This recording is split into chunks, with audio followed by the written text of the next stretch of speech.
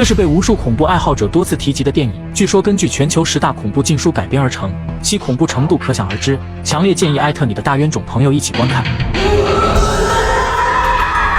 1968年的万圣节这天，在美国宾夕法尼亚州一个名叫造之谷的小镇上，发生了一件极其恐怖的事情。故事的女主角斯黛拉为了寻找刺激，大半夜带着小伙伴们玩起了鬼屋探险。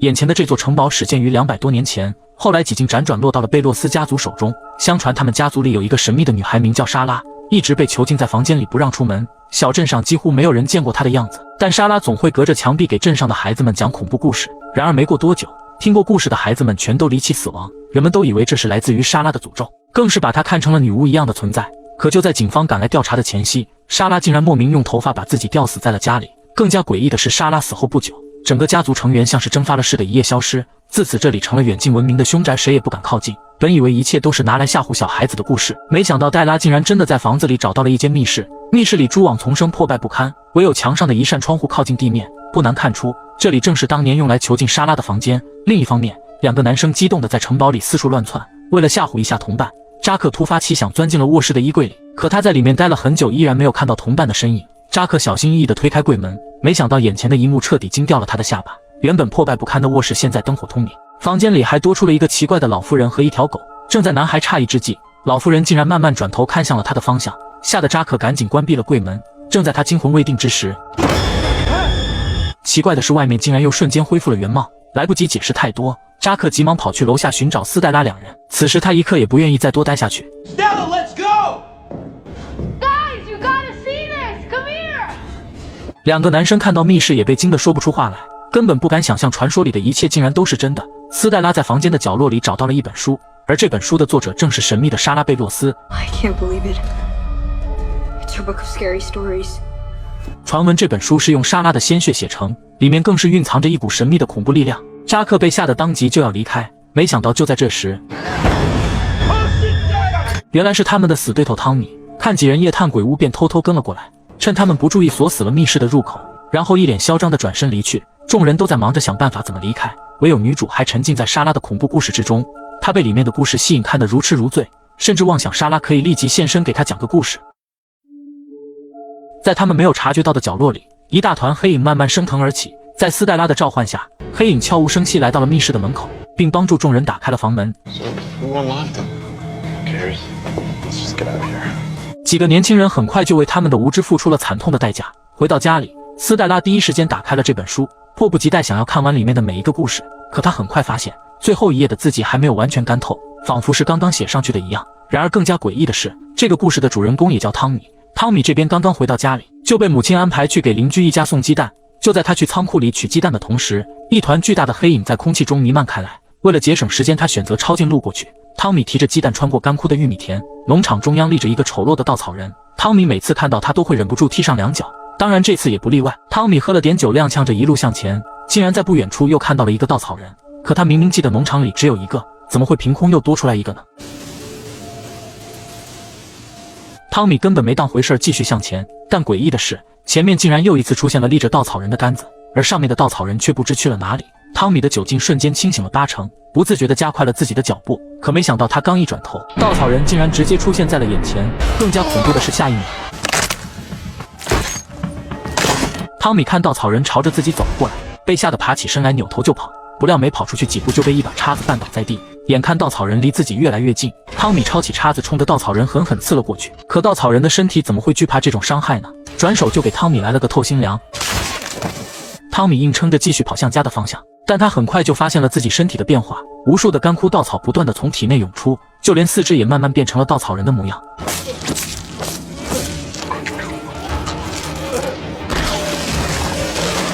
警方找了整整一夜都没能发现汤米的身影，只在一个稻草人身上发现了他的衣服，而这竟然与那本书中的恐怖故事一模一样。传说万圣节当晚百鬼夜行，生人回避，女孩不仅带着几个朋友夜闯鬼屋探险，还带回了一本受到诅咒的恐怖故事书。结果她的朋友很快就像书中所写的那样，由一副活生生的肉体直接变成了一具干枯的稻草人。意识到都是这本书引起的祸端，斯黛拉再次回到城堡，把书放回了原处。 Here's your book back.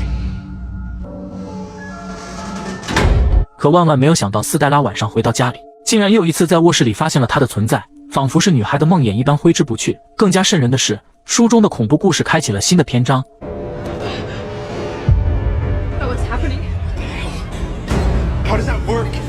斯黛拉努力想要阻止故事的发生，可不管她撕掉了多少次，书中的恐怖故事还在继续书写。而这次的故事主角变成了她的好朋友奥吉。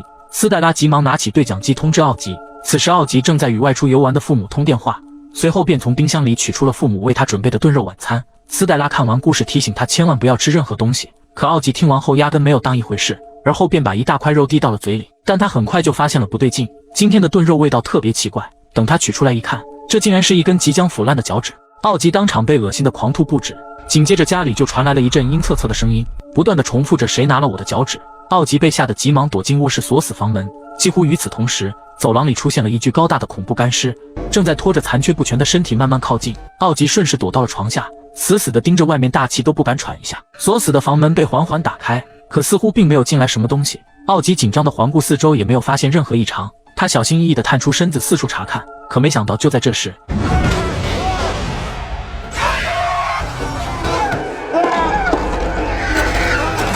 等斯黛拉两人赶到时，已经为时已晚。房间里再也没有了奥吉的身影，只在床下的地板上发现了一串长长的指甲印。斯黛拉将剩余的3个人聚集在一起，他们当晚都去过那栋古堡，下一个受害者很有可能就是他们其中的一个。扎克提议现在马上报警，可谁会相信这种天方夜谭的鬼话呢？ If we can't go to the police, what do we do? Just sit and wait for our story to be written? 几人试图烧毁这本受到诅咒的故事书，可很快他们就发现这个想法有多么幼稚。为了解开书中的诅咒，他们开始调查有关这座古堡以及莎拉的一切。贝洛斯家族在小镇上开办过一个造纸厂，直到事故发生后才被迫关闭。他们还发现贝洛斯家族中所有人的名字都在书中的不同故事中出现过，似乎他们的失踪并不是看上去的那么简单。同时他们还发现了一则报道，说是莎拉的黑人女佣母女俩教会了她使用黑魔法。幸运的是，女佣的小女儿至今尚在人间，可还没等几人有所行动，书中的恐怖故事又一次开始了自行书写。 God, it's happening again. She's writing another story. 而这次故事的主人公变成了露西。此时露西正在为今晚的狂欢派对做着准备，但不知何时脸上竟然莫名冒出了一个痘痘，而且还在以肉眼可见的速度不断增大。更加恐怖的是，痘痘里面似乎还有东西在不停地蠕动。突然一根黑色的毛发从里面钻了出来，女孩顿时被吓得惊声尖叫。她想要忍痛拔出这根毛发，不料她竟然自己动了起来。下一秒，数不清的蜘蛛从女孩的脸上钻了出来，很快便覆盖了她的全身。好在斯黛拉3人及时赶到，所有人都被眼前的一幕吓到目瞪口呆。无数的蜘蛛已经爬满了整个卫生间。扎克急中生智找来了一桶水，这才算是驱散了露西身上的小可爱。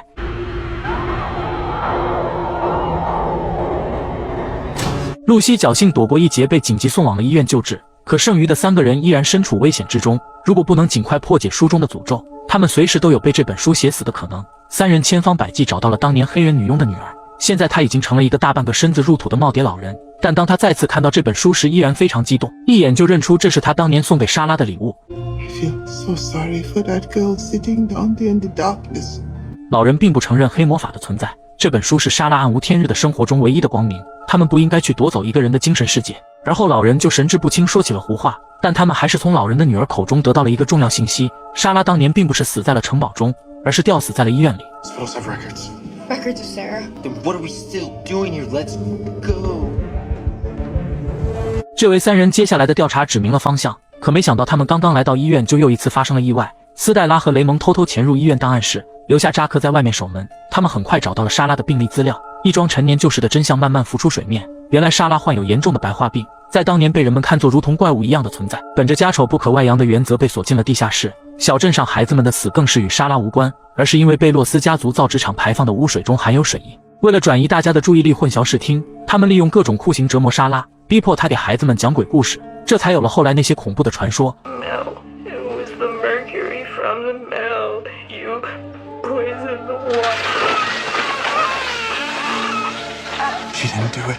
It was her family. 然而不成想，就在这时，留声机里的声音突然换了一副语气，同时书中又一次出现了新的故事。留在外面看守的查克突然来到了一个陌生的空间，周围的一切瞬间变成了一片血红色。查克知道这次轮到了自己，他拼命奔跑，大声叫喊，可四周始终死一般的寂静，看不到任何人，也听不到一丁点响动。很快走廊尽头传来了异响，只见一个穿着薄纱的曼妙女子正在朝着他慢慢靠近。扎克看到后被吓得转身就跑，可不论跑向哪个方向，总会出现在怪物面前。他的心里已经达到了崩溃的边缘，只能任由怪物把他抱进了怀里，随后与怪物的身体慢慢融合在了一起。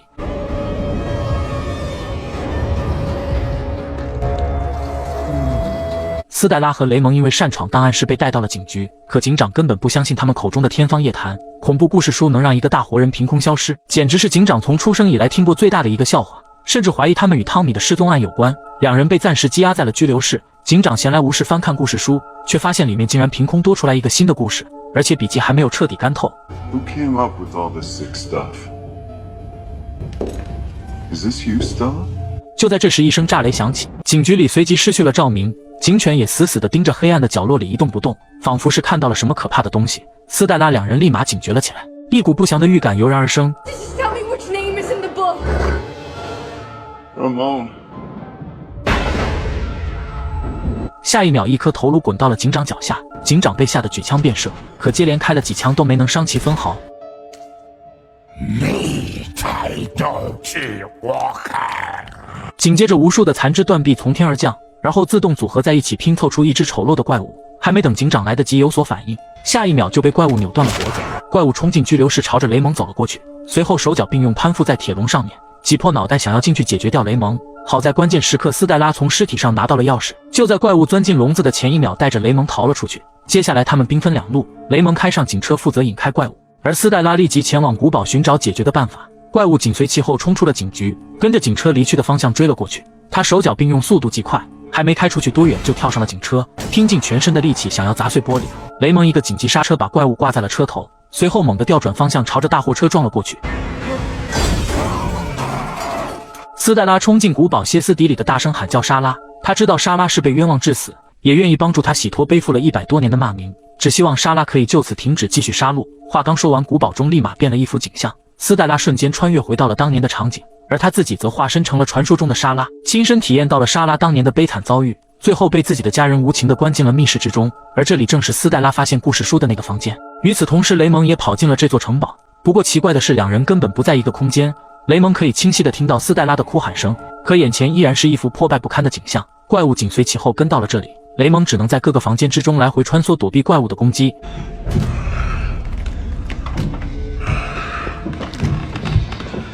镜头再次回到斯黛拉这边，莎拉的灵魂很快出现在她的面前，说她专门留了一个故事要讲给斯黛拉听。冥冥之中，斯黛拉仿佛听到了雷蒙的心声，鼓励她勇敢地说出当年的真相。眼看莎拉的鬼魂离她越来越近， No.